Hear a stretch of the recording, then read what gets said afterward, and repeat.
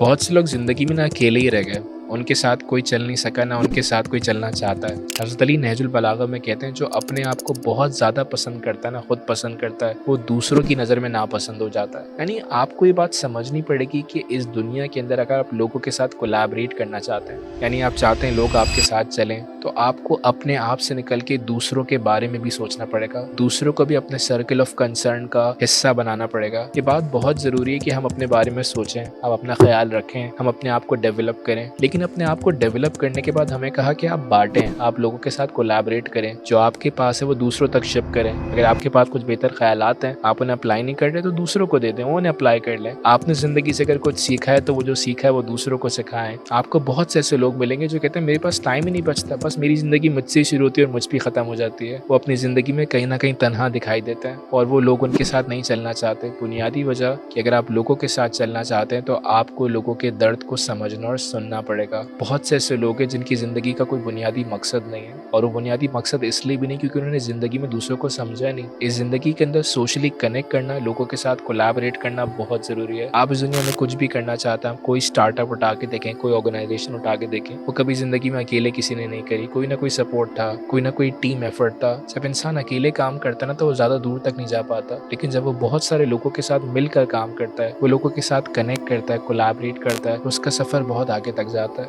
یہ بہت ضروری ہے، اگر آپ اس سفر میں آگے جانا چاہتے ہیں تو آپ اپنے آپ کو تو پسند کریں، لیکن دوسروں کی اچھی چیزوں کو، دوسروں کی پازیٹیو چیزوں کو بھی اپنی نظر میں لے کر آئیں، ان کی پازیٹیو چیزوں کو بھی اپریشیٹ کریں۔ بہت سے لوگ اپنے آپ کو تو اپریشیٹ کر رہے ہیں، ہر بات، چھوٹی چھوٹی بات پہ اپنی تعریف کر رہے ہیں، لیکن وہ دوسروں کی اچھی عادتوں کو اپریشیٹ نہیں کر رہے ہوتے، دوسروں کو کنسیڈر نہیں کر رہے ہوتے، ان کی ہیبٹس کو، ان کی عادتوں کو کنسیڈر ہی نہیں کر رہے، ان کے بارے میں کچھ بات ہی نہیں کر رہے۔ تو اس کا ایک بہت بڑا امپیکٹ کیا ہوتا ہے، لوگ کہتے ہیں یہ اپنے آپ میں رہتا ہے، اس کے لیے ہمارے پاس کچھ وقت ہی نہیں، ہم اس کے ساتھ کیوں بیٹھے ہیں، اس کے ساتھ کیوں کنیکٹ کریں۔ کوشش کریں اپنی زندگی میں جہاں آپ اپنے لیے سوچیں وہاں دوسروں کو بھی اپنی فکر کا حصہ بنائیں، ان کے درد کو بھی محسوس کریں اور ان کے بارے میں بھی کچھ نہ کچھ سوچیں۔ وہ کہتے ہیں نا درد دل کے واسطے تو پیدا کیا تھا انسان کو، یعنی انسان کو پیدا بھی اس لیے کیا تھا کہ وہ دوسروں کے درد کو محسوس کر سکے۔ انسان تو ہوتا ہی وہ ہے نا جو درد کا احساس کر کے کچھ نہ کچھ کر سکے۔ جو چیز انسان کو منفرد بناتی ہے وہ درد ہے، اور یہ تب ہوگا جب آپ خالی اپنی فکر سے اپنے آپ کو آزاد کر کر دوسروں کی فکر کا بھی حصہ بنیں گے، یعنی دوسروں کے بارے میں بھی سوچیں گے۔ جو لوگ خالی انا پرست تھے، اپنے بارے میں سوچتے تھے، اپنے آپ میں رہتے تھے، آج ان کی قبریں ویران ہیں، کوئی فاتحہ پڑھنے والا نہیں ہے۔ اس کی بنیادی وجہ کہ شاید